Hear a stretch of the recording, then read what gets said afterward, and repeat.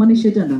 যদি লালপুর বাগাতিপাড়া নাটোর 1-কে আমি একটা মডেল হিসেবে করতে চাই, আমার পাশের আসনটা কিন্তু সেটা দেখে তার মডেল হিসেবে করার জন্য তারা উদ্বুদ্ধ হবে। তো সবাই মিলে আমরা যদি একটু চিন্তা করি যে উন্নয়নটা আসলে স্ট্রাকচারাল যে ডেভেলপমেন্ট, সেটাকে কোনোভাবেই উন্নয়ন বলা যায় না। আমাদের বাংলাদেশকে আবার জিরো থেকে শুরু করতে হবে, এবং জিরো থেকে শুরু করার পেছনে সব থেকে বড় স্যাক্রিফাইসটা কাঙ্ক্ষিত মানুষ আনতে পারি, সেই বিষয়ে আমরা একটু আপনাদের অনেকক্ষণ ধরে সবাই কথা শুনছেন, আমি খুব বেশি সময় নেব না।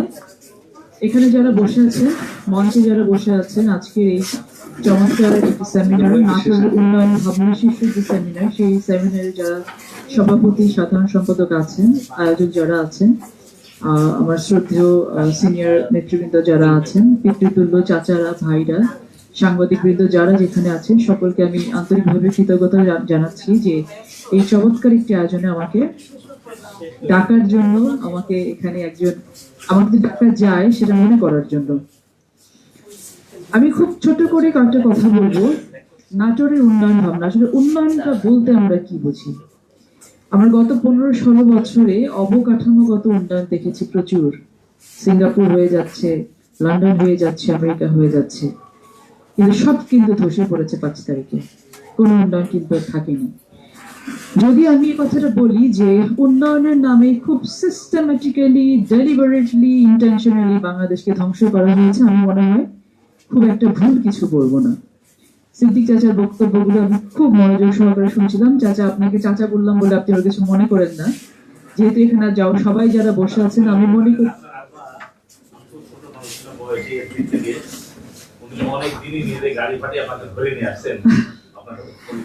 সেই জন্য আমার এটাই বলছি যে পিতৃ সমতুল্য যেহেতু সবাই আছেন, আমার সম্পর্কে চাচাই হবেন। উনি একটা খুব ইম্পর্টেন্ট কথা বলেছেন যে মানুষ আগে, মানুষ ঠিক হতে হবে। আমার কাছে ব্যক্তিগতভাবে উন্নয়ন বলতে আমি মানুষের উন্নয়নটাকে বুঝি, নিজের ভেতরের উন্নয়নটাকে বুঝি, এবং আলটিমেটলি যদি আমাদের জীবন মানের উন্নয়নটা হয় তাহলে আমি মনে করবো যে উন্নয়নটা হলো। আমাদের রাজনীতিবিদ সম্পর্কে পজিটিভ ধারণার থেকে মানুষের কাছে নেগেটিভ ধারণাটা বেশি আছে, একটু আত্মসমালোচনা করতেই হয়। আমরা এখানে দাঁড়িয়ে আজকে যদি বলে যাই যে হ্যাঁ, ভবিষ্যতে আমরা যদি এমপি হই, ভবিষ্যতে মন্ত্রী হই, ভবিষ্যতে বিএনপি সরকারে আসে, ক্ষমতা, রাষ্ট্র ক্ষমতা পরিচালনায় আসে, আমি চলনবিলকে এটা করে দিব, আমি 100 শয্যা বিশিষ্ট হাসপাতাল করে দিব, যত যাই বলি না কেন, বলার পরে এখান থেকে যারা উঠে যাবেন 80% মানুষ মনে করবে এটা হচ্ছে একটা রাজনৈতিক বক্তব্য ছিল এবং রাজনৈতিক প্রতিশ্রুতি ছিল, যেটার হবে কি হবে না দেখা যাবে। আমাদেরকে একটা জায়গায় পরিবর্তনটা আনতে হবে, সেটা হচ্ছে যে রাজনীতিবিদরা রাজনীতি করে মানুষের জন্য, তাদের ভেতরের যেই মানুষটা, এই মানুষের পরিবর্তনটা সব থেকে বেশি জরুরি। আমাদেরকে বাতাসটা বুঝতে হবে। গত 15-16 বছরে না, শুধু 15-16 বছর, এটা বেশি হয়েছে, স্বাধীনতার পর থেকে আমাদেরকে যেটা শেখানো হয়েছে, if we have got the power, we have got everything.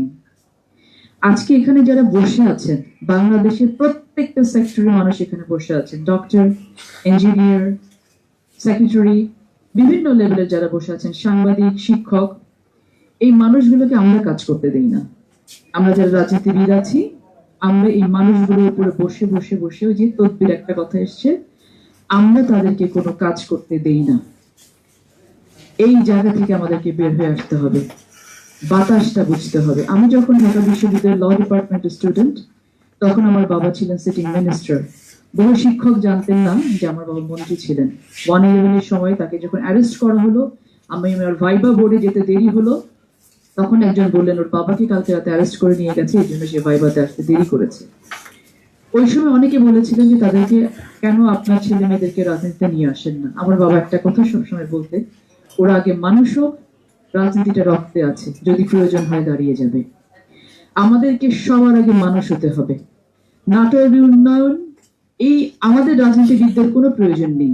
নাটোরের উন্নয়ন করার জন্য আপনারা যারা সামনে বসে আছেন, বিভিন্ন সেক্টরের মানুষ, আপনারা মোর দেন এনাফ। নষ্টটা করি আমরা। আজকে যে বাতাসটা শুরু হয়েছে 5ই আগস্ট থেকে, এই বাতাসটা আমাদেরকে বুঝতে হবে। আমাদেরকে বুঝতে হবে যে ভবিষ্যৎ কি চায়, ভবিষ্যৎ প্রজন্ম কি চায়।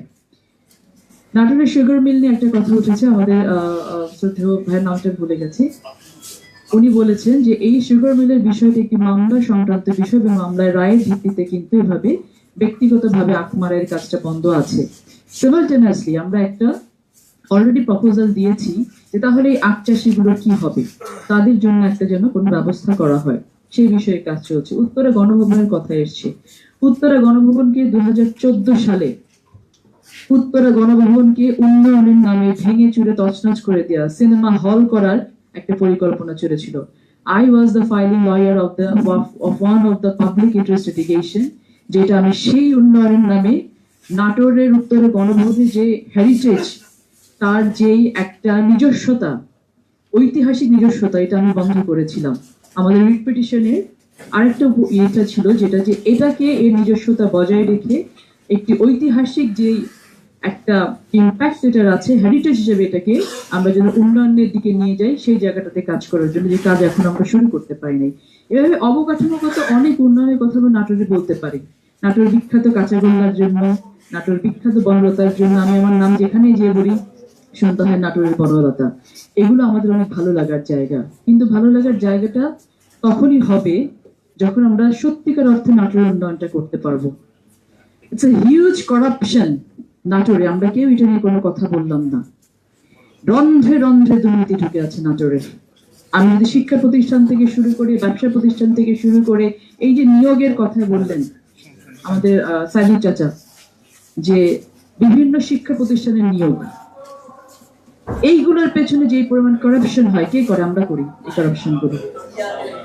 আমরা বাংলাদেশের রাজনীতিবিদরা বাংলাদেশের প্রত্যেকটি সাংগঠনিক প্রতিষ্ঠানকে, প্রতিটা রাষ্ট্রীয় প্রতিষ্ঠানকে ধ্বংস করেছি আমরা। এখন আমাদেরকে চিন্তা করতে হবে যে আসলে আমরা উন্নয়ন চাই কিনা। আমি একজন বাংলাদেশ জাতীয়তাবাদী দল বিএনপির ক্ষুদ্র একটা কর্মী হিসেবে আমি যতটুকু মনে করি, আমি এই উন্নয়নটুকু চাই। এই উন্নয়নটুকু চাওয়ার জন্য আমার সবার আগে টাচ করতে হবে ভালো মানুষ গড়ার পেছনে। আমরা কেউ বললাম না যে নাটোরের ঘরে ঘরে যে মাদক ঢুকেছে, এই মাদক যুক্ত যে ইয়ত, আপনি এই ইয়ত দিয়ে ভবিষ্যৎ বাংলাদেশ কিভাবে করবেন? আমাদেরকে দুটো ভাগে কাজ করতে হবে। একটা হচ্ছে আগে আমার ঘরটা পরিষ্কার করতে হবে, তারপরে ঘরটাকে সাজাতে হবে। নাটোরটাকে আগে পরিষ্কার করতে হবে, কারাপশন মুক্ত করতে হবে, ড্রাগস মুক্ত করতে হবে। যে ইয়তকে, যেটা ব্যাকবোন বলে, একটা দেশের যুব সমাজ হচ্ছে সেই দেশের ব্যাকবোন। এই যুব সমাজকে পরিকল্পিতভাবে ধ্বংস করা হয়েছে যেন বাংলাদেশ উঠে দাঁড়াতে না পারে। এই যুব সমাজকে আগে আমাদেরকে দাঁড় করাতে হবে। দাঁড় করানোর জন্য যে এডুকেশন সিস্টেম, এই 2 বছর আগেও শিক্ষকরা বুঝতে পারে নাই কোন এডুকেশন সিস্টেম নিয়ে বাংলাদেশ আগাবে। শিক্ষকরা বুঝতে পারে নাই ছাত্রদেরকে কি পড়াবে। অভিভাবকরা বুঝতে পারে নাই যে আমরা কি পড়াশোনা করাবো স্টুডেন্টদেরকে। শিক্ষা ব্যবস্থাকে ধ্বংস করা হয়েছে। সামনে যে বাংলাদেশ গড়ার স্বপ্ন আমরা দেখছি, এটা চারটিখানি কথা না। আমরা যদি মনে করি টেবিলে বসে মাইক্রোফোন হাতে নিয়ে বাংলাদেশ গড়ে ফেলবো, আমরা কিচ্ছু করতে পারবো না। আমাদের প্রত্যেকটা স্টেক হোল্ডার যারা আছেন বাংলাদেশে, প্রত্যেকের সহযোগিতায় আমাদেরকে নতুন বাংলাদেশ করতে হবে।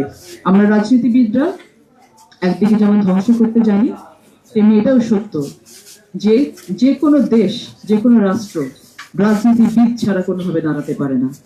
আপনি যদি রাজনীতিবিদ না হন, গণতান্ত্রিক চর্চা না হয়, একটি বাংলাদেশে যদি গণতন্ত্র না থাকে, ফাংশনাল ডেমোক্রেসি না থাকে, শেখ হাসিনা মার্কা গণতন্ত্র না, ফাংশনাল ডেমোক্রেসি না থাকে, তাহলে সেই দেশ কোনোভাবেই উঠে দাঁড়াতে পারবে না। আমরা যদি সবাই মিলে একটা ফাংশনাল ডেমোক্রেসির দিকে আগাতে চাই, তাহলে আমাদেরকে সবাই মিলে একা না, আমার এখানে এবি পার্টির আমার ছোট চাচা আছেন, ভাই আছেন, জামাত ইসলামের আছেন, এনসিপির আছেন, আমরা বিএনপির আছি, আমরা সবাই মিলে চাই যে সামনে যে নির্বাচনটা হবে, সেই নির্বাচনে আমরা প্রতিদ্বন্দ্বিতা করবো। আমি নাটোর 1 আসন থেকে প্রতিদ্বন্দ্বিতা করার জন্য আমার দলের কাছে মনোনয়ন চাইবো। দল যদি আমাকে মনে করেন যে যোগ্য, তাহলে দল আমাকে মনোনয়ন দেবে, আমি সেভাবে কন্টেস্ট করব। আমার এখানে শ্রদ্ধা একজন বড় ভাই বলেছেন যে সহমর্মিতার জায়গাটা, অ্যাপ্রিসিয়েশনের জায়গাটা, এই সংস্কার চলে গেছে বাংলাদেশ থেকে। আমরা কাউকে অ্যাপ্রিসিয়েট করতে জানি না, আমরা প্রত্যেকটা মানুষের ভুল ধরতে জানি। একটা মানুষ ভালো কাজ করলে না, সে যে ভালো কাজ করেছে এটা আমরা বলতে যাই না। এই যে কার্পণ্য, এটা কিন্তু ছিল না রাজনীতিতে। আমার বাবারা যখন পার্লামেন্টে ছিলেন, একটা সময় দেখেছি পার্লামেন্টে তুমুল বাকবিতণ্ডা চলছে, কিন্তু তারা যখন পার্লামেন্ট থেকে বেরিয়েছেন, তখন দেখেছি তারা একে অন্যের গায়ে হাত দিয়ে হাসতে হাসতে বেরিয়েছেন। রাজনীতিতে সেই পরিবেশ পরিস্থিতিটা ফিরিয়ে নিয়ে আসতে হবে। সেটা যদি না আনা যায়, তাহলে এই সহিংসতা বাড়বে, একে অন্যের প্রতি এই যে অভিযোগ দেয়া, কটূক্তি করা, কটাক্ষ করা, এগুলো বাড়বে। সম্মিলিতভাবে যদি আমরা উন্নয়ন করতে চাই, তাহলে শুধু নাটোর না, পুরো বাংলাদেশের উন্নয়ন হবে। এখানে সিদ্দিক চাচা বলেছেন যে দুলু চাচা তো শুধু নাটোরের মন্ত্রী হবেন না, ওনাকে মন্ত্রী হতে পুরো বাংলাদেশের মন্ত্রী হতে হবে। ইয়েস, আমাদের কিভাবে চিন্তা করতে হবে যে আমি নাটোর, লালপুর, বাগাতিপাড়া, নাটোর এক মানে সেটা না। যদি লালপুর, বাগাতিপাড়া, নাটোর এককে আমি একটা মডেল হিসেবে করতে চাই, আমার পাশের আসনটা কিন্তু সেটা দেখে তার মডেল হিসেবে করার জন্য তারা উদ্বুদ্ধ হবে। তো সবাই মিলে আমরা যদি একটু চিন্তা করি যে উন্নয়নটা আসলে স্ট্রাকচারাল যে ডেভেলপমেন্ট, সেটাকে কোনোভাবেই উন্নয়ন বলা যায় না। আমাদের বাংলাদেশকে আবার জিরো থেকে শুরু করতে হবে, এবং জিরো থেকে শুরু করার পেছনে সব থেকে বড় স্যাক্রিফাইসটা আমাদের রাজনীতিবিদদের করতে হবে। আমাদেরকে প্রতিজ্ঞাবদ্ধ হতে হবে, আমি একজন শিক্ষকের মাথার উপরে গিয়ে বসবো না, আমি একজন সচিবের মাথার উপরে গিয়ে বসবো না, আমি একজন ব্যবসায়ীর মাথার উপরে গিয়ে বসবো না, আমি প্রশাসনের মাথার উপরে গিয়ে বসবো না, বরং আমি তাদের সাথে থেকে সহযোগিতাটা করব।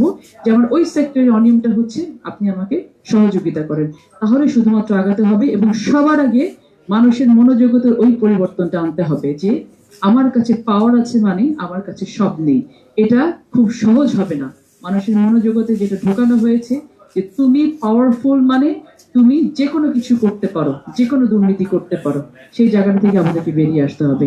আপনাদের সকলকে অসংখ্য ধন্যবাদ এবং আন্তরিক কৃতজ্ঞতা আবার জানাচ্ছি আমাকে আজকে এখানে ইনভাইট করার জন্য। এবং আমি আশা করব আমরা সবাই মিলে একটি সমৃদ্ধ নাটোর করবো ইনশাআল্লাহ। সবাই ভালো থাকবেন। আসসালামু আলাইকুম।